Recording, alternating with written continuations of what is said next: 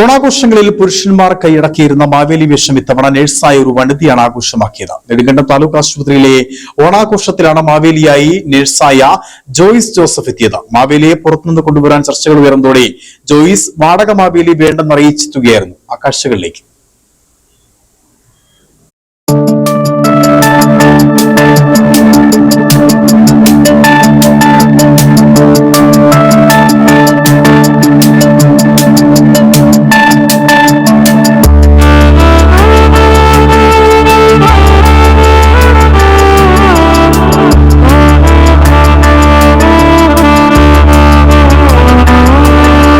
ആശുപത്രി ജീവനക്കാരുടെ ഓണാഘോഷ പരിപാടികൾക്ക് ഏറ്റവും പ്രതിസന്ധി സൃഷ്ടിച്ചത് ആര് മാവേലിയാകും എന്നതായിരുന്നു.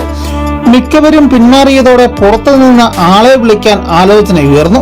ഇതോടെയാണ് സാധാരണയായി പുരുഷന്മാർ ഏറ്റെടുക്കാറുള്ള മാവേലി വേഷം ധരിക്കുവാൻ ജോയിസ് മുൻപോട്ട് വന്നത്.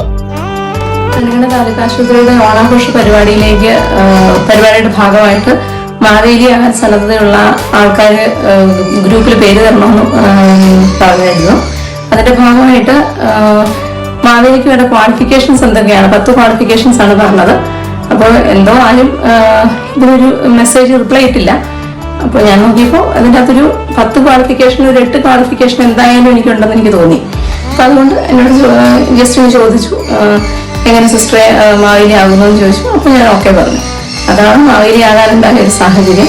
പക്ഷെ ഇത്രയും നന്നായിട്ട് ചെയ്യാൻ പറ്റുമെന്ന് ഒരിക്കലും വിചാരിച്ചില്ല. പിന്നെ ഇതിന്റെ ശരിക്കും പറഞ്ഞാൽ എൻ്റെ ഈ രൂപഭാവത്തിൽ നിന്ന് മാവേലിയിലേക്ക് എന്നെ രൂപമാറ്റം ചെയ്തത് നമ്മുടെ അണക്കരയിലുള്ള പല്ലവി എന്ന് പറയുന്ന സംരംഭം നടത്തുന്ന രാജീവ് മാഷാണ്. രാജീവ് മാഷിനോടും എൻ്റെ നന്ദി ഞാൻ രേഖപ്പെടുത്തുന്നു.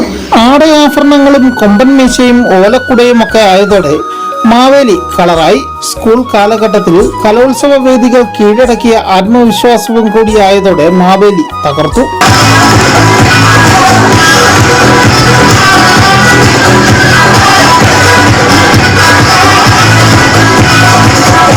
അതോടെ നെടുങ്കണ്ടം താലൂക്ക് ആശുപത്രിയിലെ ജീവനക്കാരുടെ ആഘോഷം കൂടുതൽ ആവേശകരവുമായി. News bureau, Udumbanchola.